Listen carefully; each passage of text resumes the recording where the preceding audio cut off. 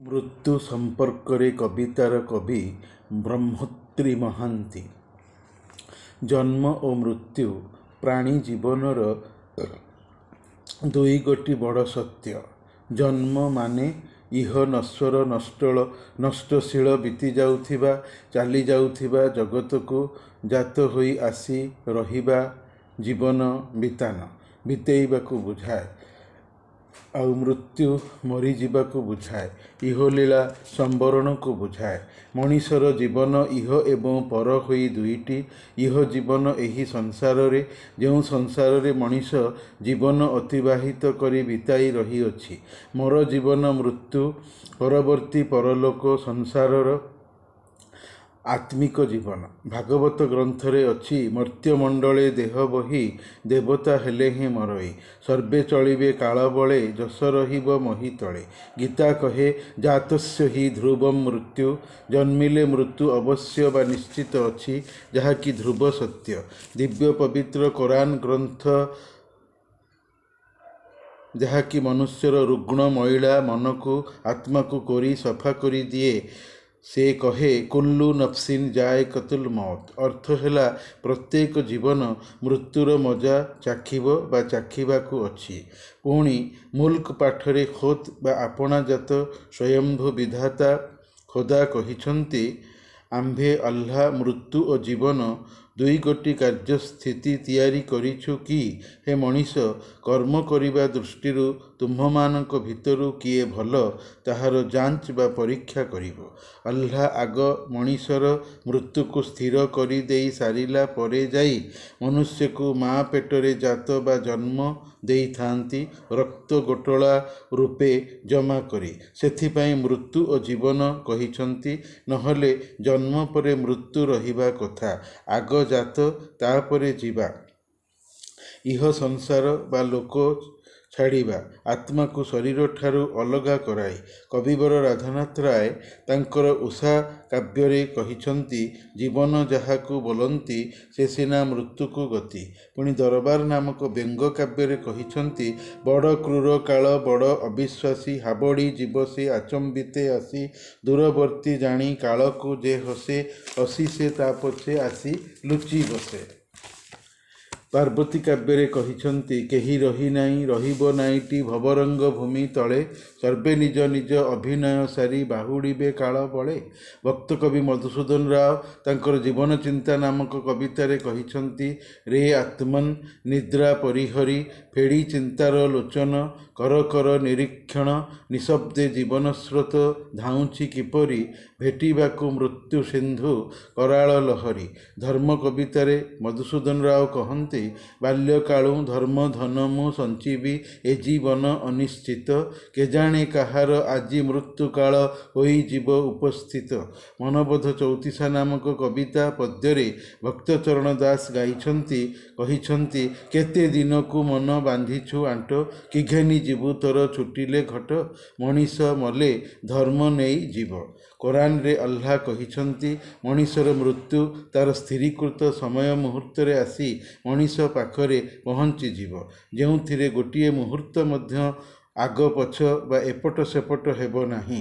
ହିନ୍ଦୁର ଯିଏ ଯମଦେବତା, ଇସଲାମରେ ସିଏ ମଲେକୁଲ୍ ମୌତ୍ ବା ମୌତ୍ କା ଫରିସ୍ତା ବା ମୃତ୍ୟୁ ଦେବଦୂତ, ଯାହାଙ୍କର ନାମ ଇଜ୍ରାଇଲ୍ ଆଲୈହିସ୍ସଲାମ୍। ଯୋଉଠି ଯୋଉଠି ମଣିଷର ମୃତ୍ୟୁ ହେବ, ସେ ସେଇଠି ଯାଇ ପହଞ୍ଚି ମଣିଷର ରୁହୁ ବା ଆତ୍ମାକୁ ମଣିଷ ଶରୀର ଠାରୁ ଆଣି ନିଜ ଅକ୍ତିଆର ମଧ୍ୟରେ ରଖନ୍ତି, ଯାହାକୁ କବ୍ଜ ବୋଲି କହନ୍ତି। ମଣିଷ ମଲା ପରେ ସେ ମାଟିରେ କବର ପାଇ ପୋତା ହୋଇଥାଉ ଅବା ନିଆଁରେ ପୋଡ଼ା ହୋଇ ସଂସ୍କାରିତ ହୋଇଥାଉ, ଆଲ୍ଲାହଙ୍କର କୁନ୍ ଫୟକୁନ୍ ବା ହୁଅ ହୋଇଯାର ଗୋଟିଏ ନିଦା ବା ଡାକରେ ମଣିଷ ଅଧା ଜୀବନ ପାଇ ଉଠି ବସିବ। ମୁନକିର୍ ନକିର୍ ନାମକ ଆଉ ଦୁଇ ଜଣ ଦେବଦୂତ ବା ଫରିସ୍ତା ବା ଏଞ୍ଜେଲ କବର ଭିତରକୁ ଆସି ମୁସଲମାନ ମଲା ଲୋକ, ବାକ୍ସରେ ଥାଇ ପୋତା ହୋଇଥିବା ଖ୍ରୀଷ୍ଟିଆନ ଲୋକର କବର ଭିତରକୁ ଆସି ତଥା ନିଆଁରେ ପୋଡ଼ା ହୋଇଥିବା ମଲା ଲୋକ ପାଖକୁ ଆସି ପଚାରିବେ ତିନୋଟି ପ୍ରଶ୍ନ, ମନ୍ ରବ୍ବୁକା ମା ଦୀନୁକା ମନ୍ ରସୂଲୁକା। ତିନୋଟି ପ୍ରଶ୍ନର ମରିସାରିଥିବା ମୃତ ଲୋକ ଉତ୍ତର ସଠିକ୍ ଦେଇ ନ ପାରିଲେ ଅଜାବ ବା ଯନ୍ତ୍ରଣା ସେଇଠି ସାଙ୍ଗେ ସାଙ୍ଗେ ଚାଲୁ ହୋଇଯିବ। 3ଟି ପ୍ରଶ୍ନ ହେଲା, ମନ୍ ରବୁକା ମାନେ ତୋର ପ୍ରଭୁ କିଏ, ମା ଦୀନୁକା ମାନେ ତୋର ଧର୍ମ କ'ଣ, ମନ୍ ରସୁଲୁକା ମାନେ ତୁମର ରସୁଲ କିଏ ବା ପୈଗମ୍ବର କିଏ। କହି ନ ପାରିଲେ ସଜା ଅଛି।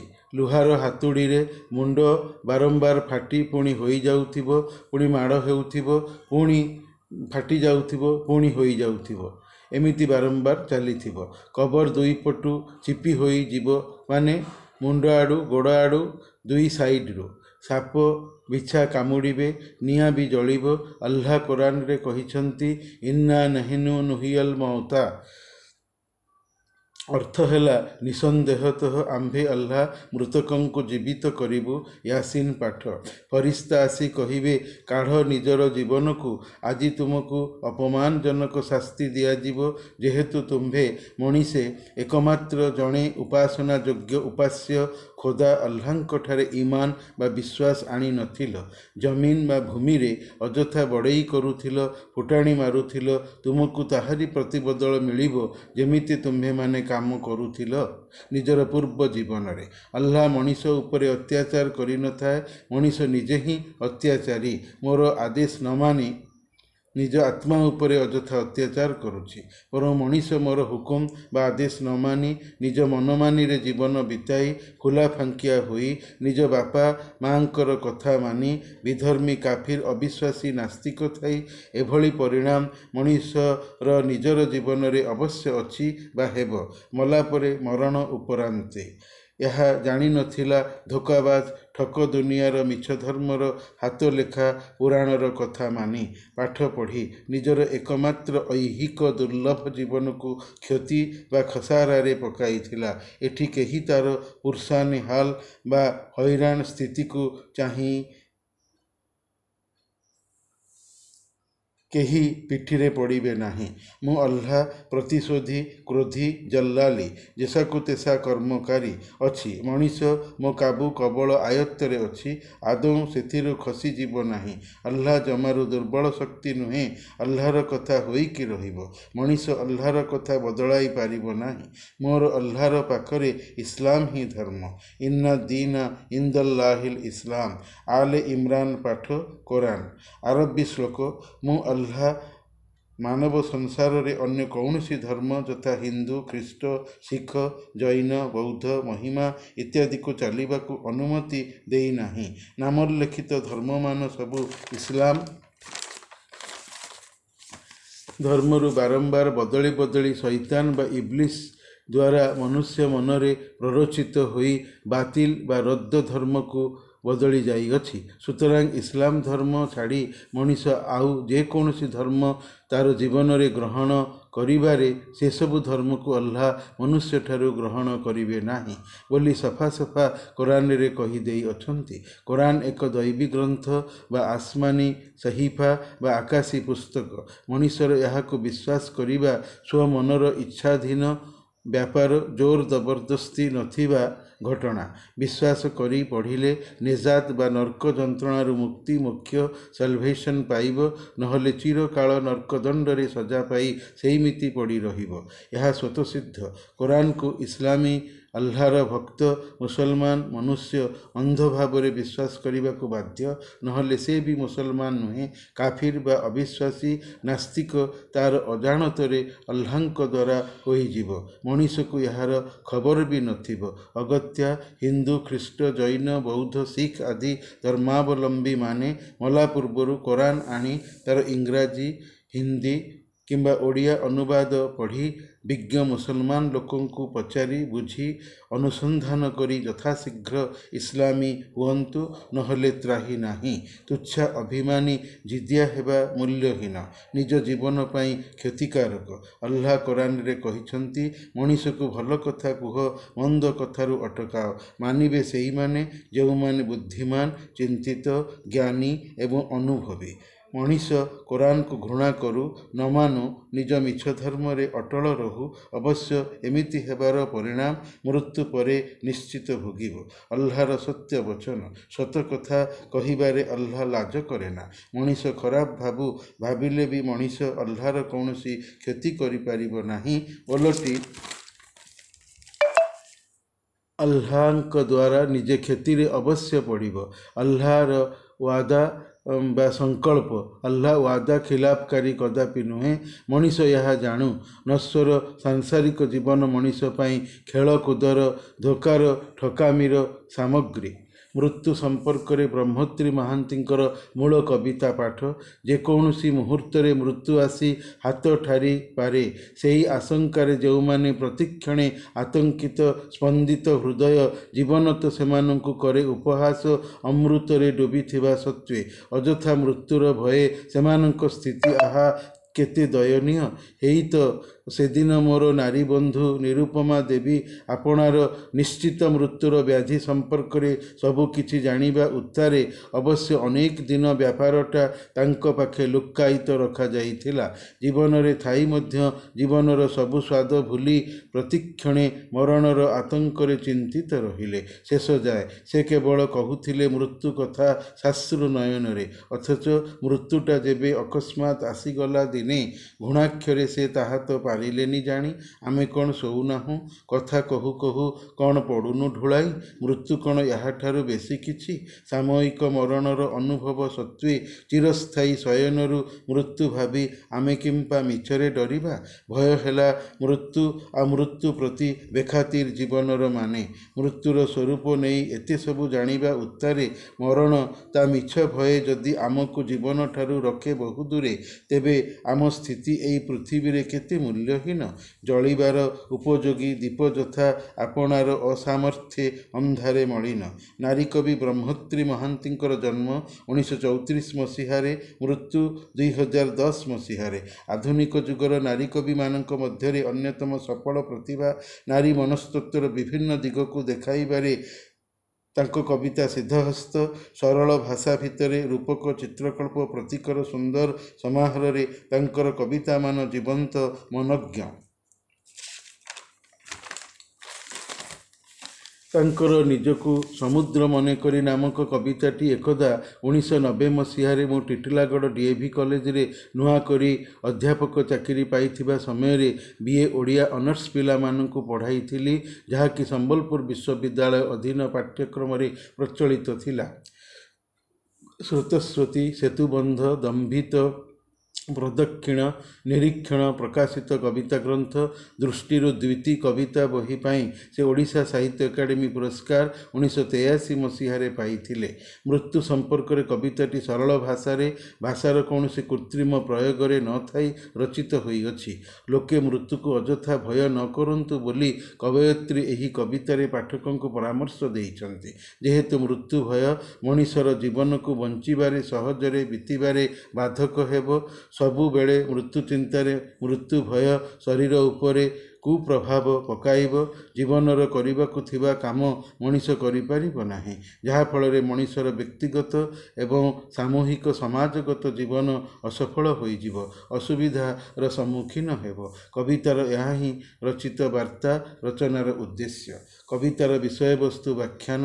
କବିତା ରଚନାର ଭଙ୍ଗୀ ବା ତାର ଶୈଳୀ, ଷ୍ଟାଇଲ ହୋଇଛି ଉପଦେଶାତ୍ମକ। ମୃତ୍ୟୁ ସମ୍ବନ୍ଧରେ ସରମନ ଶୁଣାଇଛନ୍ତି ଲୋକଙ୍କୁ, ପାଠକଙ୍କୁ। ନାରୀ କବି କହୁଛନ୍ତି, ଯେଉଁ ମଣିଷମାନେ କହୁଛନ୍ତି, ଭାବୁଛନ୍ତି କି ମୃତ୍ୟୁର କିଛି ଠିକ୍ ଠିକଣା ବା ସଠିକତା ନାହିଁ, ମୃତ୍ୟୁ ଯେକୌଣସି ସମୟରେ ଅବା କ୍ଷଣରେ ଆସିଯାଇପାରେ। କାରଣ ମୃତ୍ୟୁର ସଠିକତା ଭୂମି, ଗଗନ, ବାୟୁ, ନିଆଁର ସ୍ରଷ୍ଟା ଓ ସେସବୁର ଅଧିକାରୀ ଭଗବାନ ଆଲ୍ଲାହ ବା ଗଡ୍ ଜାଣନ୍ତି। ମଣିଷ ଜାଣୁନାହିଁ ବୋଲି ମୃତ୍ୟୁର ଆଗମନ ସମ୍ପର୍କରେ ସନ୍ଦେହୀ। ଆଲ୍ଲାହ କୋରାନରେ କହିଛନ୍ତି, ମୃତ୍ୟୁର କ୍ରିୟା, ସମୟ ଏବଂ ବର୍ଷ, ମାସ, ଦିନ, କ୍ଷଣ ଦ୍ୱାରା ସ୍ଥିରୀକୃତ ହୋଇ ରହିଅଛି, ସେଥିରେ ପରିବର୍ତ୍ତନ ନାହିଁ। ମୁଁ ଆଲ୍ଲାହ ଅଜଣା କଥାର ସ୍ରଷ୍ଟା, ଜ୍ଞାତା। ଜାଣିଛି ମଣିଷ କେବେ, କେମିତି, କେଉଁଠି, କେତେ ସମୟ ଓ କ୍ଷଣରେ କେଉଁ ସ୍ଥାନରେ ମରିବ। ହେଲେ ମଣିଷ ଜାଣିନାହିଁ। ଜନ୍ମିଲେ ମରଣ ଅଛି, ଏହା ସତ୍ୟ। ତଥାପି ମରଣ ଭୟରେ କିଛି ଲୋକ ସେମାନଙ୍କର ଜୀବନରେ ଭୟାଳୁ, ଡରୁଆ ହୋଇ ମନ ଥରାଇ, ହୃଦୟ ଚହଲାଇ ଅଯଥାଟାରେ ରହିଥାନ୍ତି। ଡରିଲେ ମୃତ୍ୟୁ ମଣିଷକୁ ଜମାରୁ ଛାଡ଼ିଦେବ ନାହିଁ। ଯିଏ ଜୀବନ ପାଇ ଜଗତକୁ ଆସିଛି ସେ ଅବଶ୍ୟ ଦିନେ ମୃତ୍ୟୁ ପାଇ ଜଗତରୁ ଯିବ, ଏହା ନିଃସନ୍ଦେହ। ଏହିଭଳି ଡରୁଆ ଭୟାଳୁ ମଣିଷକୁ ସେମାନଙ୍କ ଜୀବନ ସେମାନଙ୍କୁ ଥଟ୍ଟା କରେ, ଯେବେକି ସେମାନଙ୍କ ଜୀବନ ଅମୃତ ହୋଇ ସେମାନଙ୍କ ପାଖେ ଅଛି। ମୃତ ବା ମରିନାହିଁ, କେବେ ମରିବ ଏହା ବି ଜାଣିନାହିଁ, ଜଣା ନାହିଁ। ଏହି ଅଯଥା ମରଣ ଭୟ ହେତୁ ଈଦୃଶ ମନଧାରୀ ଜୀବ ମଣିଷ ଦୁନିଆରେ ଦୟନୀୟ ହୋଇ ଅସହାୟ ଥାଇ ବଞ୍ଚିଥାଏ। ଜୀବନରୁ ମଜା ନେଇପାରେ ନାହିଁ, ଜୀବନକୁ ଉପଭୋଗ କରିପାରେ ନାହିଁ, ହସ ଖୁସିରେ ବଞ୍ଚିପାରି ନଥାଏ। କବିଙ୍କର ଜଣେ ନାରୀ ବାନ୍ଧବୀ, ନାମ ତାଙ୍କର ନିରୁପମା ଦେବୀ, କର୍କଟ ବା ବୃକକ୍ ରୋଗର ଦୁରାରୋଗ୍ୟ ବ୍ୟାଧି ପୀଡ଼ିତ ଥିଲେ। ଏଭଳି ଦୁରାରୋଗ୍ୟ ବ୍ୟାଧି ମଣିଷକୁ ନିଶ୍ଚିତ ମାରିଥାଏ, ଏହା ନିରୁପମା ଦେବୀ ଓ ତାଙ୍କର ସମ୍ପର୍କୀୟମାନେ ଅବଶ୍ୟ ଅବଗତ ଥିଲେ। ଜାଣିଥିଲେ ବୋଲି ବିଚରା ଅସହାୟା ମୃତ୍ୟୁ ଭୟରେ ଜଡ଼ସଡ଼ ଥିବା ନିରୁପମାଙ୍କୁ ସାହସ ଦେବା, ମନରେ ତାଙ୍କର ଦମ୍ଭ ଆଣିବା ସକାଶେ ଡାକ୍ତର ଦେଇଥିବା ଡେଡ୍ଲାଇନ୍କୁ ସେ ନିରୁପମାଙ୍କ ଠାରୁ ଲୁଚାଇ ରଖିଥିଲେ। ନାଇଁ, ଆପଣଙ୍କର କିଛି ହୋଇନାହିଁ, ଡାକ୍ତର କହିଛି ଭଲ ହୋଇଯିବେ, ଡରନ୍ତୁ ନାହିଁ, ଦମ୍ଭ ସାହସ ଧରନ୍ତୁ। ନିରୁପମା ଜୀବନରେ ଥାଇ ମଧ୍ୟ ବେମାର ପୀଡ଼ିତା ଥିବାରୁ ଜୀବନଠାରୁ ମଜା ଲୁଟି ପାରୁ ନଥିଲେ, ଖୁସି ହୋଇ ପାରୁ ନଥିଲେ। ସବୁବେଳେ ମୃତ୍ୟୁ କଥା ଭାବି କହି ଦୁଃଖିତା ଥିଲେ, କାନ୍ଦୁଥିଲେ, ଲୁହଭରା ଆଖିରେ ସମସ୍ତଙ୍କୁ ଅନେଇ ରହୁଥିଲେ। ଅଥଚ ନିରୁପମା ଦେବୀଙ୍କର ଜୀବନରେ ପ୍ରକୃତରେ ଯେତେବେଳେ ମୃତ୍ୟୁ ଆସିଗଲା, ସେ ନିଜେ ଜାଣିପାରି ନଥିଲେ କି କେମିତି ମଲେ। ଶୋଇଥିବା ଅବସ୍ଥାରେ ICUରେ ଥାଇ ସମସ୍ତଙ୍କ ଅଜାଣତରେ ଦୁନିଆରୁ ଚାଲିଗଲେ। ମୃତ୍ୟୁର ଆଗମନ ହଠାତ୍ ଏବଂ ଅଜଣା, କେହି ବି ଜାଣିପାରିବ ନାହିଁ। ଭଗବାନ ବିଭୁ ମହାନ ଚାଲାକ ଏବଂ ଚତୁର। ମୃତ୍ୟୁକୁ ଜଣେଇ ଦେଲେ ସେ ଜୀବନରେ ବଞ୍ଚିପାରିବ ନାହିଁ, ଦୁନିଆଦାରୀ ଛାଡ଼ିଦେବ, ବୋକା ହୋଇପାରିବ ନାହିଁ। ନାରୀ କବି କହୁଛନ୍ତି, ମୃତ୍ୟୁ ଶୋଇବା ଭଳି ଏକ ଜିନିଷ, ଢୁଳାଇବା, ଝୁମୁରିବା, ଘୁମାଇବା ଭଳି ଏକ ଅବସ୍ଥା, ଯାହାକୁ ମହାନିଦ୍ରା କୁହାଯାଇଥାଏ। ସବୁ ବା ପ୍ରତ୍ୟେକ ମଣିଷର ଜୀବନରେ ତାହାର ମୃତ୍ୟୁ ସବୁଦିନେ ସାମୟିକ ହୋଇଥାଏ। ଏ ପ୍ରକାର ଅଭିଜ୍ଞତା ମଣିଷଠାରେ ଅଛି। ତଥାପି ମଣିଷ ମରଣକୁ ଭୟ କରିବାର କାରଣ ବା ଯଥାର୍ଥତା ନାହିଁ। ମୃତ୍ୟୁ ଏକ ସବୁଦିନିଆ ଶୋଇଯିବା ଛଡ଼ା ଅନ୍ୟ କିଛି ନଥିବାରୁ ଆମେ ମଣିଷମାନେ ମୃତ୍ୟୁକୁ ନେଇ ମିଛଟାରେ ଡରିବା ଅନୁଚିତ। କବି କହୁଛନ୍ତି, ମୁଁ ମୃତ୍ୟୁକୁ ଜମାରୁ ଭୟ କରୁନାହିଁ। ଭୟ କରୁଛି ଏଥିପାଇଁ କି ଯେ ମୃତ୍ୟୁକୁ ଡରି ଲୋକେ ଜୀବନକୁ କେମିତି ଅଣହେଳା, ଅବହେଳା, ବେଖାତିର ଯେଉଁ କରୁଅଛନ୍ତି, ସେଥିପାଇଁ ମୁଁ ଡରୁଛି। ମୃତ୍ୟୁ ବିଷୟରେ ମଣିଷ ଅନେକ କିଛି ଜାଣେ। ଜାଣୁନଥିବା ଜିନିଷକୁ ସିନା ମଣିଷ ଭୟ କରିବ, ଜାଣୁଥିବା ମୃତ୍ୟୁକୁ କାହିଁକି କେଉଁଥିପାଇଁ ଭୟ କରିବ? ଏହାଦ୍ୱାରା ବଞ୍ଚିବା ଜୀବନ ମଣିଷ ଠାରୁ ଦୂରେଇ ଯିବ। ମଣିଷର ପୃଥିବୀରେ ବଞ୍ଚିକି ରହିଥିବା ଦୁର୍ଲଭ, ମୋହନୀୟ, ମୂଲ୍ୟବାନ ଜୀବନ ମୂଲ୍ୟହୀନ ହୋଇଯିବ। ଯେମିତି ଜଳିବାର ବା ଜଳୁଥିବା ଦୀପ ନିଜର ଅପାରଗ ପଣିଆରୁ ନିଜେ ଜାଣିପାରି ନଥାଏ କି ତାର ଚାରିପାଖ ଅନ୍ଧାର ଅଛି ବୋଲିକି। କବିଙ୍କର ଏ କବିତା ସହଜ, ସୁବୋଧ୍ୟ, ହୃଦ୍ୟ ଥିବାରୁ ଏଇଟି ବର୍ତ୍ତମାନ 4 ବର୍ଷିଆ BA ଓଡ଼ିଆ ଅନର୍ସ ଶ୍ରେଣୀର ପାଠ୍ୟକ୍ରମରେ ନୂଆ କରି କୋର୍ସରେ ଅନ୍ତର୍ଭୁକ୍ତ ହୋଇଅଛି। ନିରୁପମା ଦେବୀଙ୍କୁ ନେଇ ତାଙ୍କ ଜୀବନର ମୃତ୍ୟୁ ଅନୁଭବକୁ ଉପଲବ୍ଧିରେ ଆଣି କବୟିତ୍ରୀ ସଂସ୍କୃତ କବିତାଟିକୁ ବୋଧେ ରଚନା କରୁଥିବା ହେତୁ କବିତାଟିକୁ ଉଦ୍ଦେଶ୍ୟମୂଳକ ରଚନା ରୂପେ ଅଭିହିତ କରାଯିବ।